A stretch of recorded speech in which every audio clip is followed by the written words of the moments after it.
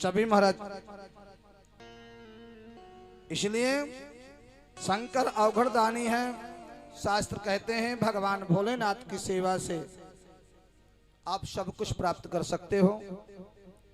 जब कब फेरे लिए थे महाराज, इतने वर्ष महाराज व्यतीत हो गए। भोलेनाथ ने सतयुग में जाकर के भोलेनाथ ने सती के साथ फेरे लिए थे और आज भी वहां पे वो अग्नि जल रही है जिससे भगवान ने फेरे लिए थे। बद्रीनाथ धाम के कपाट बंद हो जाते हैं, 7 महीने तक बंद रहते हैं, 6 महीने तक बंद रहते हैं और एक बारी जोत जला दी जाती है। जब पट खुलते हैं महाराज तो जोत जलती हुई प्रकट होती है। प्रत्यक्ष देव है, देवों का देव है, इसलिए उसे महादेव कहते हैं महाराज। सभी का नाम नहीं है महादेव। कन्हैया पे संकट आया, भोलेनाथ ने कृपा किया। ब्रह्मा पे कष्ट आया, भगवान भोलेनाथ ने कृपा किया। लेकिन झूठ जिसने बोला था, मेरे शिव ने, शंकर ने ब्रह्मा का भी सिर काट दिया था झूठ के ऊपर। शंकर ने, भोलेनाथ ने ब्रह्मा का सिर काट दिया था झूठ बोलने पर। सबकी निंदा करना प्यारे, लेकिन भोलेनाथ की निंदा मत करना। मंदिर जाने वाले ध्यान से सुन लेना, अगर तुमने शंकर की मंदिर में निंदा की है, उस पापों का प्रायश्चित कहीं भी नहीं है। बोलो हर हर। अभी सुनाऊंगा निंदा की कथा को। भगवान विष्णु ने निंदा किया तो भगवान विष्णु का पशु का सिर लगा, सिर कटा और घोड़े का सिर लगा था। हयग्रीव नाम अवतार भोलेनाथ की कृपा से।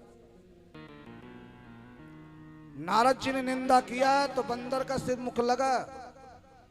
जिसने ब्रह्मा ने निंदा किया, भगवान ने सिर काट दिया।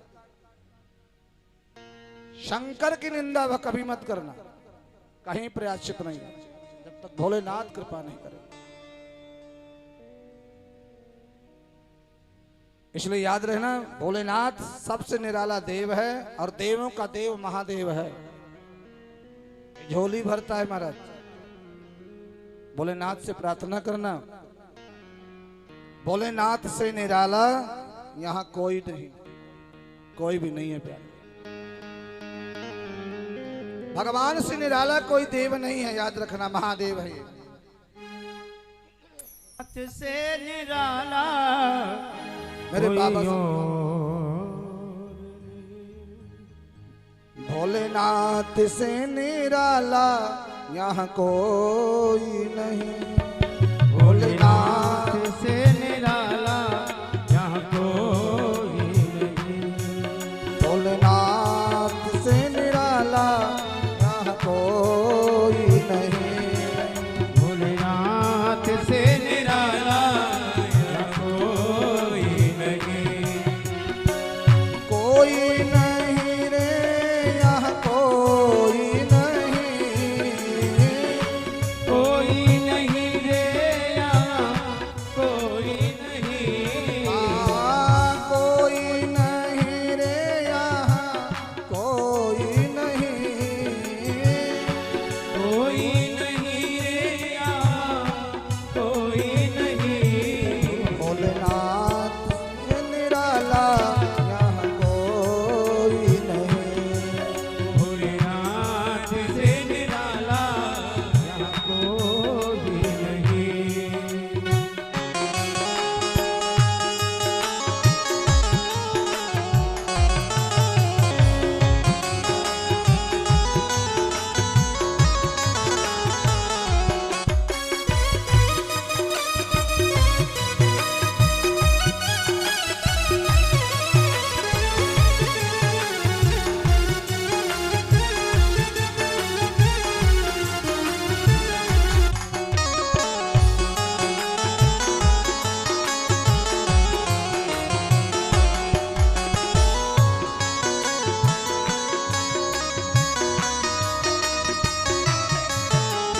शिव का डमरू डम डम बोले, अगम निगम के भेद खोले। शिव का डमरू डम डम बोले, अगम निगम के वेद जो खोले।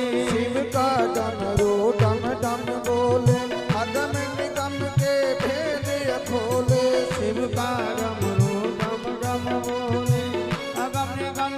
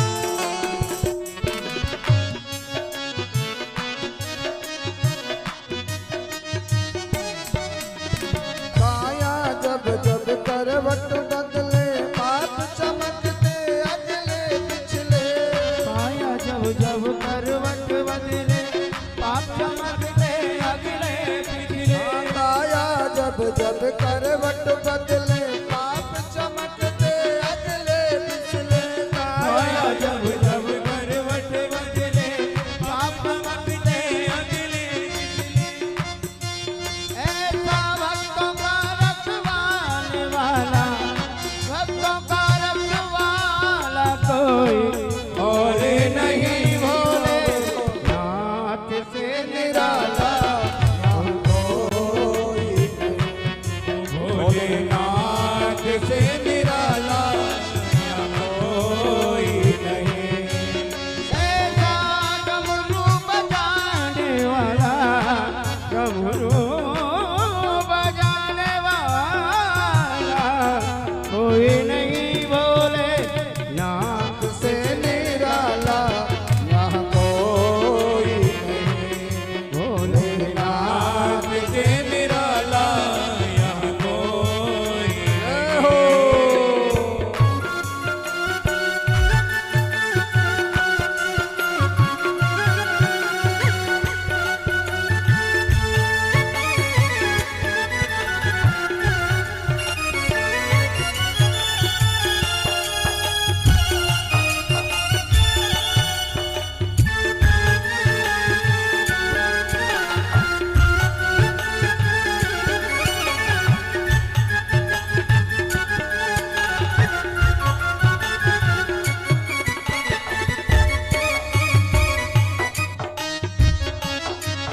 भोलेनाथ से निराला यहाँ कोई नहीं। भोलेनाथ से निराला यहाँ कोई नहीं। ओ ऐसा नाचे न जाने वाला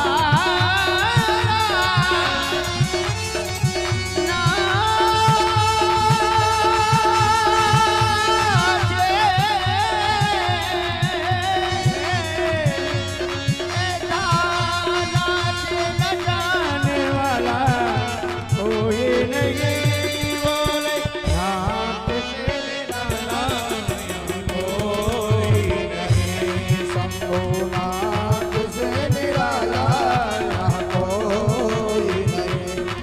भोलेनाथ से निराला यहाँ कोई नहीं। भोलेनाथ से निराला कोई नहीं। शंभुनाथ से निराला यहाँ कोई नहीं।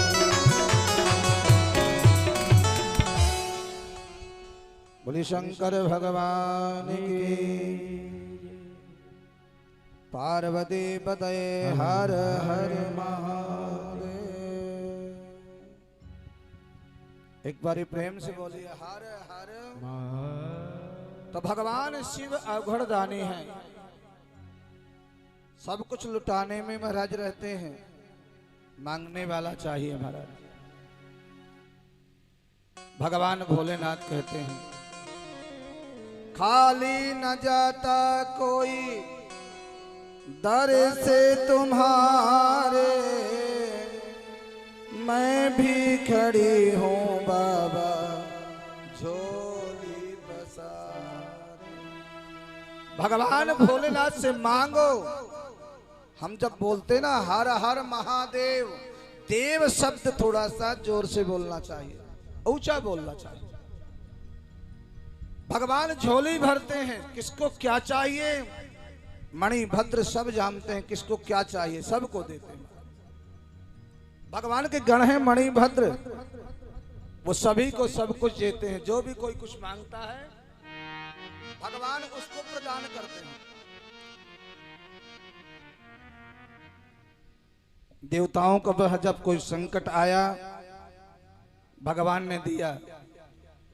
भगवान विष्णु ने आकर के बद्रीनाथ धाम मांगा, भगवान शंकर ने दे दिया। विष्णु भगवान का भोलेनाथ ने उधार दे रखा है बद्रीनाथ धाम। त्रिपतु माला के शिखर पर जब त्रिपति भगवान विष्णु जब तप करने आए तो उन्होंने शंकर जी से पूछा मैं तप कहाँ करूं महाराज। भगवान भोलेनाथ ने कहा तिरुमाला के शिखर पर बैठ करके आप तपस्या करो। बोली मेरी रक्षा कौन करेगा? भगवान भोलेनाथ कहते हैं मैं कपिलेश्वर महादेव बन करके तुम्हारी रक्षा करूंगा। भगवान विष्णु से कहा तुम यहाँ तपस्या करो। कोई देवता यदि सुख ले रहा है शांति से है, भगवान भोलेनाथ की कृपा से है प्यारे। भगवान भोलेनाथ पे पुष्प चढ़ाते हैं, वो पुष्प विनती करता है। संसार में यदि किसी की ख्याति है, ऊंचा पद यदि कोई प्राप्त किया है, मेरे बाबा की कृपा से प्राप्त होता है। किसी को विद्या चाहिए, यश चाहिए, काम नहीं बन रहा हो, भोलेनाथ की सेवा करो प्यारे, तुम्हें यश भी देगा, कीर्ति भी देगा, ऐश्वर्यवान भी बनाएगा, सर्वत्र तुम्हारा नाम भी करेगा बाबा। ऐसा आशुतोष है भोलेनाथ। बाबा की सेवा करो, भगवान शिव की सेवा करोगे सब कुछ प्राप्त करोगे महाराज। इसलिए कहते हैं क्रोध, भगवान भोलेनाथ कहते हैं क्रोध में संयम लाना चाहिए, और क्रोध सभी को आता है। ऐसा कोई व्यक्ति नहीं है जिसको क्रोध नहीं आता। चींटी से लेकर के हाथी पर्यंत क्रोध सबके अंदर है। भगवान भोलेनाथ कहते हैं लेकिन क्रोध जो कभी कभी हावी हो जाता है, क्रोध का संयम करना। जन्म से ही क्रोध है सबके अंदर। क्यों? सूर का एक पुत्र है क्रोधासुर नाम का, और ये क्रोधासुर जो है तो इसके शरीर से जो है सूर्य के किरणों के माध्यम से सबके अंदर क्रोध आता है, सभी के अंदर। चाहे छोटी सी चींटी हो उसको भी छेड़ोगे, उसकी भी कुछ वो भी महाराज काटेगा। सभी के अंदर क्रोध आता है। लेकिन महाराज क्रोध में क्या करें? क्रोधासुर से अगर क्रोध आता है तो क्या करें महाराज? भगवान शिव का ओम नमः शिवाय बोल करके एक लोटा जल लेकर के महाराज भगवान शिव की जलहरी में बेलपत्र रख करके, और एक लोटा यदि हम जल चढ़ा देते हैं 21 बार या श्री शिवाय नमस्तुभ्यम, या महाराज ओम नमः शिवाय बोल करके शिव की जलहरी में जल चढ़ाते हैं, भगवान भोलेनाथ से प्रार्थना करोगे तो धीरे धीरे धीरे धीरे ऐसा समय आएगा, 2-4 दिन में नहीं, तपस्या साल 6 महीना करनी पड़ती है महाराज। जब तुम व्रत करते हो भगवान भोलेनाथ पहले परीक्षा लेते हैं। 16 सोमवार के व्रत करोगे, 3 सोमवार भगवान परीक्षा लेंगे। 3 बारी परीक्षा लेते हैं भगवान भोलेनाथ। एक बारी राम जी ने शंकर जी को निमंत्रण दिया भोजन के लिए। बाबा को भोलेनाथ को राम जी ने बुलाया, भोजन के लिए आए। और जब राम भोलेनाथ भोजन के लिए आए तो भगवान शिव परीक्षा लेने के उद्देश्य से आए थे। सीता जी ने बहुत सुंदर प्रसाद पवा रही थी, भोजन करा रहे थे। और जब भोजन करते करते एक दिन हो गया, पूरा दिन व्यतीत हो गया, भगवान भोजन कर रहे हैं भोलेनाथ। सीता जी ने कहा देखो पसीना पसीना हो गई, थकित हो गई। भगवान राम ने कहा तुम्हारे बस की बात नहीं है, जगदम्बा को बुलाते हैं, पार्वती को। जगदम्बा पार्वती को बुलाते हैं।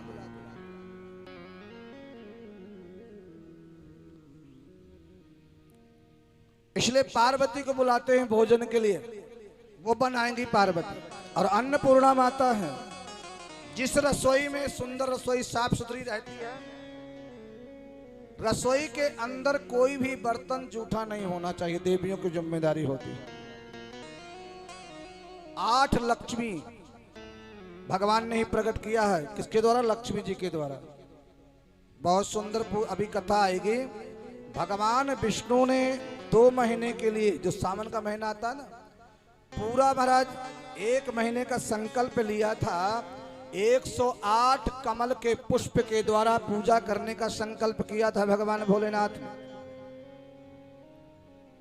108 पुष्पों के द्वारा लक्ष्मी जी सारी पूजा की तैयारी करना धर्म पत्नी का काम होता है। लक्ष्मी जी पूरी तैयारी की है पूजा की संपूर्ण। एक पुष्प घट गया, लक्ष्मी जी ने 8 अपनी जो है बहनों को प्रकट किया, संतान लक्ष्मी, वैभव लक्ष्मी, ये सब प्रकट किया। आगे कथा आएगी, आपको बताएंगे। एक पुष्प नहीं मिला तो भगवान ने क्या किया, ये भी कथा आएगा। और भगवान भी बहुत दुखी हुए। पूजा अगर खंडित होती है, पूजा छोड़नी नहीं चाहिए, थोड़ी करो लेकिन पूजा पूरी होनी चाहिए। राम जी ने बुलाया, सीता जी हार गई, थकित हो गई। भगवान राम ने कहा तुम भोजन नहीं करा पाओगे। भगवान राम ने जगदम्बा अन्नपूर्णा माता को बुलाया। इसलिए कहते हैं प्यारे, भोजन प्रसाद बनाओ, रसोई सुंदर साफ सुथरी कर दो, सब धो के, कोई जूठा पात्र नहीं होना चाहिए। अन्नपूर्णा निवास करती है। दो देवी ऐसी हैं महाराज जो प्रतिदिन तुम्हारे घर में घूमने के लिए जाती हैं। दोनों देवी, एक लक्ष्मी जाती है, एक दरिद्रता जाती है। ये दोनों बहनें हैं, लक्ष्मी और दरिद्रता। मिठाई हम अंदर रखते हैं फ्रिज में, और दरवाजे पर नींबू और मिर्ची टांगते हैं। दरिद्रता का जो है खट्टा पसंद है, तीखा पसंद है, और लक्ष्मी जी को मीठा पसंद है। नींबू और मिर्ची इसलिए बांधते हैं कि हमारे घर में दरिद्रता प्रवेश न करे। यही तो भाव अर्थ है। तो लक्ष्मी जी भी घर पे जाती हैं और दरिद्रता भी घर पे जाती है। प्रयास करना चाहिए कि रसोई आपकी बिल्कुल साफ सुथरी हो, सुंदर हो। भोजन पानी बनाओ, रसोई को साफ सुथरी करके। अन्नपूर्णा माता निवास करती है, देवियों का नेम होता है। भगवान आराम से प्रेम से भोजन कर रहे थे। भोलेनाथ राम जी ने जगदम्बा पार्वती का आवाहन किया तो माता पार्वती आ गई जगदम्बा। और माता पार्वती जगदम्बा ने जैसे जो है भोलेनाथ को भोजन के लिए लड्डू लेके गई, और बाबा भोलेनाथ ने जैसे लड्डू को खाया, सब भगवान शिव जो है समझ गए ये लड्डू तो महाराज पार्वती बनाती थी। बाद में भाई बाबा है, लड्डू खा के समझ गए। क्यों? बेटी को पता होता है कि पति को क्या पसंद है। जब भी बेटी पीहर में होती है ना, अपने माता पिता के यहाँ होती है, और उसको पता चल जाएगा कि कल वो लेने के लिए आने वाले हैं, लेवाने के लिए आएंगे, तो अपनी माँ से कहती है बेटी, माँ कल वो आएंगे लेने के लिए और उनको ये चीज पसंद है, ये बना देना। और माँ तुरंत बनाती है बटेव के लिए, कल जमाई आएगा उसके लिए वही चीज बना दे। बेटी पता होता है धर्मपत्नी को। आज उन्होंने जो है लड्डू रखा भगवान भोलेनाथ के लिए। जैसे पार्वती ने लड्डू खाते हुए सोचा ये लड्डू तो पार्वती ही बनाती थी, और थोड़ी सी धीरज से पार्वती ने कहा और कुछ और ला के दूं। आवाज से ही समझ गए भोलेनाथ, और बोले डोकरी यहां भी आ गई, पार्वती यहां भी आ गई, शब्द से समझ गए। भगवान कहते हैं क्रोध सभी को आता है। क्रोधासुर नाम के ऊपर से भगवान के किरणों के माध्यम से क्रोध सब पे प्रकट होता है। इसलिए क्रोध पर विजय प्राप्त करना है, जो यदि क्रोध पर विजय प्राप्त करना है, भगवान शंकर के शरण में जाकर के, भगवान शिव के 13 जो बच्चे हैं, 13 बच्चे हैं शंकर जी महाराज भोलेनाथ के। सदानंद कार्तिक के महाराज गंगा के धार से प्रकट हुए हैं। अग्निदेव सूर्यदेव की कृपा से जो है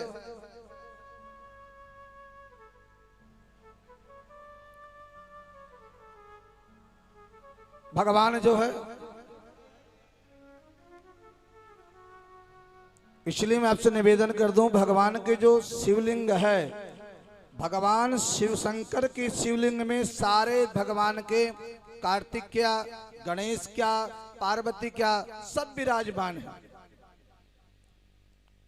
6 बेटियां हैं जो शंकर जी की, 5 बेटियां तो जो बूंद बूंद जल गिरता रहता है अपने पिता की सेवा कर रही हैं। जब विष का पान किया था ना भगवान भोलेनाथ ने, उनको गर्मी बहुत हो गई थी, और सबसे ज्यादा यदि कोई सेवा करता है तो बेटी पिता की सेवा करती है। 5 बेटियां जो है भगवान भोलेनाथ की सेवा कर रहे हैं, जो बूंद बूंद जल गिर रहा है महाराज। जया है महाराज, बिसारा, सांवरी वारी, दोतली, देव, ये सब जो सेवा करते हैं। और इनके नाम से महाराज यदि हम पूजा भगवान को सेवा करते हैं और उन्हीं को श्री शिवाय नमस्तुभ्यम बोल करके यदि आप लोग सेवा करोगे तो क्रोध में यदि शांति मिल सकती है तो भगवान भोलेनाथ की कृपा से ही मिल सकती है, अन्यथा नहीं मिल पाएगी। भगवान शिव ही से कोई ग्रह है तो भगवान की सेवा करें,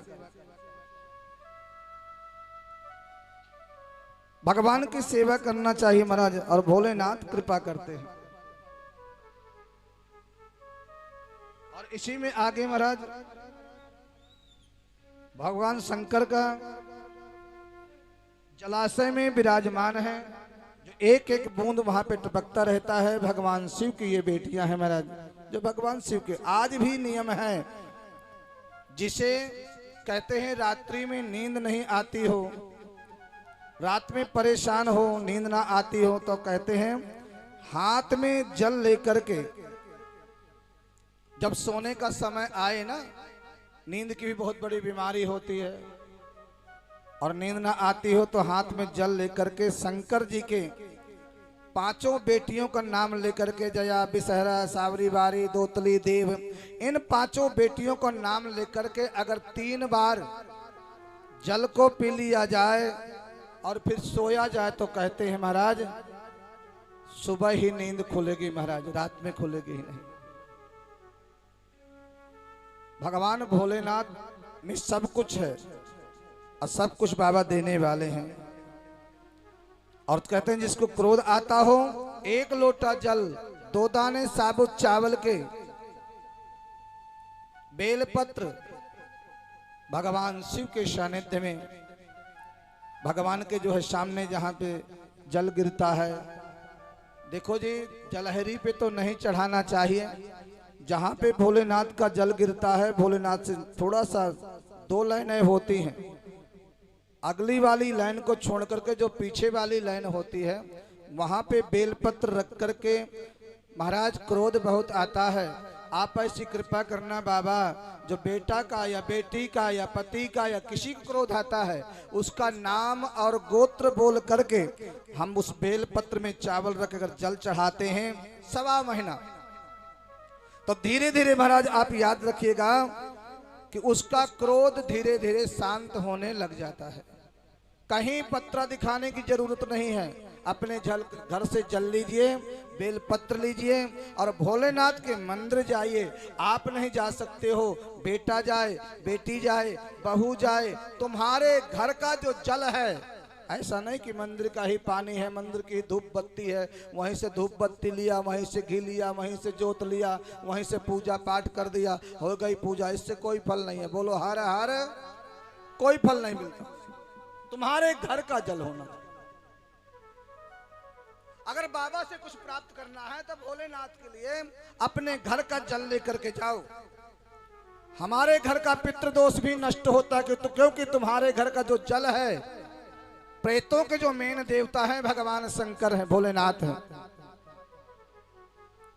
और पहले लोगों को पितृदोष क्यों नहीं लगता था?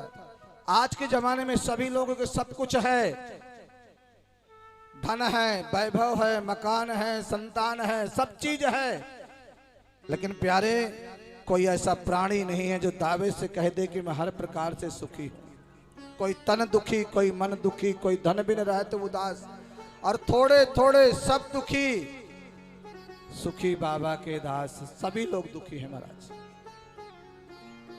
कुछ पाना है तो भोलेनाथ की सेवा करके देखना प्यारे, भगवान तुम्हें सब कुछ प्रदान करते हैं। भोलेनाथ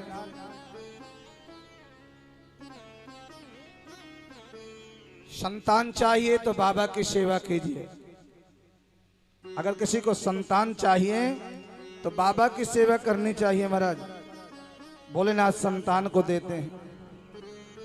24 प्रकार के दीपक होते हैं जो भगवान का, हमें दीप जलाना भी नहीं आता, हमें चंदन लगाना भी नहीं आता, हमें बेल पत्र भी अर्पण करना नहीं आता, हमें पुष्प चढ़ाना भी नहीं आता। ऐसा कौन सा चंदन है जो भगवान को लगाने से एक दिन मेरे भगवान तुम्हें दर्शन देने जरूर आएंगे? ऐसी कौन सी दीपक है जो भगवान को तीर्थ में जला देने से भगवान प्रसन्न होते हैं और उसको नरक नहीं जाना पड़ता, वैकुंठ जाता है। 7 जन्मों के पाप नष्ट हो जाते हैं एक बारी दीप जलाने से। ऐसे ऐसे दीप है मेरा, लेकिन हमको नहीं पता, क्योंकि हम कथा सुनते हैं तो थोड़ी आधी सुन लिया, आधा घंटा सुन लिया, 1 घंटा सुन लिया, पूरी सुनना है नहीं, इसे पता होता नहीं। और जब तक पूरी सुनोगे नहीं तब तक लाभ होना नहीं है। बोलो हार हार, तब तक लाभ नहीं होना। इसीलिए महाराज तीर्थ में लोग कथा कराते हैं कि तीर्थ में जाएंगे और वहां जाकर के 7 दिन कोई काम नहीं, संपूर्ण कथा सुनेंगे। सारी कथा यदि सुनी जा सकती है तो तीर्थ में जाकर के सुनी जा सकती है संपूर्ण कथा। घर में तो महाराज ये काम करना है, फिर ये देखना है, इसके बाद इसको करना है, ये भी काम है, अनेक काम करने पड़ते हैं।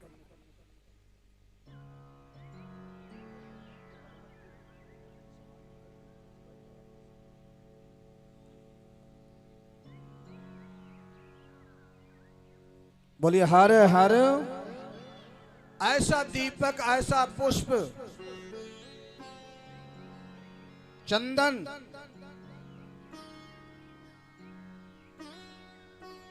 इसको वहां लगा दो, उसको उधर घुमा दो, इसको उधर उनके लगा दो, कहीं भी। इसका क्या मतलब है? चलो ठीक है।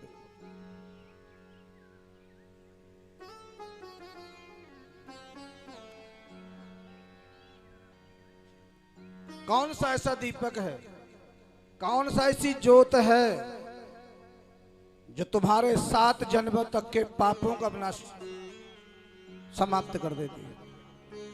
शिव महापुराण में, इसी पुराण में आपने नहीं सुना होगा, और जिसने शिव महापुराण सुनी होगी उसको अनुभव होगा। एक बात बता दूं प्यारे, कभी तीर्थों में जाना, बुढ़ापे में तो कहीं जा नहीं पाओगे, जवानी में ही जाना चाहिए तीर्थों में। बुढ़ापे में तो यहीं बैठे बैठे महाराज क्या करें, जाने का। इसलिए कहते हैं कभी जाना महाराज तो जवानी में जाकर देखेगा, जहां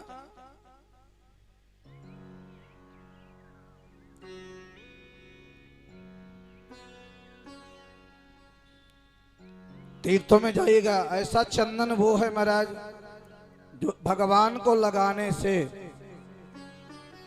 भगवान को चंदन लगाने से एक बारी भगवान गोविंद द्वारकाधीश आपको दर्शन देने जरूर आते हैं। भोलेनाथ जरूर दर्शन देने आते हैं। और वो चंदन का नाम है हरिहर चंदन। वो बनता कैसे महाराज? थोड़ा सा कुमकुम, थोड़ा सा हल्दी और तुलसी की जो जड़ होती है, जो तुलसी की लकड़ी होती है, तुलसी की लकड़ी को घिस करके वो चंदन बनाया जाता है। तुलसी की लकड़ी को घिस करके वो चंदन बनाया जाता है। और वो चंद्र भगवान का अगर तुम अर्पण करते हो तो एक दिन भगवान गोविंद, भगवान विष्णु दर्शन देने जरूर आते हैं। और दीपक कौन सा है महाराज? तुलसी की लकड़ियों का जो सूख जाती हैं, 1001 लकड़ी या महाराज 108 लकड़ी तैयार करके उसमें रुई लपेट करके या कच्चा सूत्र लपेट करके उसको दीपक तैयार करके अगर किसी तीर्थ में जाकर के गंगा के तलहटी पे, माँ गंगा के सानिध्य में, बद्रीनाथ धाम में, केदारनाथ धाम में, हरिद्वार में ये यमुना तट पे यदि कहीं भी उस दीपक को हम लोग जलाते हैं प्यारे, तो हमारे 7 जन्मों के तक के जो पाप होते हैं समाप्त कर देती है। शिव महापुराण की कथा कहती है। बोलो हर हर, करना तुम्हें पड़ेगा। शिव महापुराण का तुमको कहना पड़ेगा, मेरा तुम्हें ही करना पड़ेगा।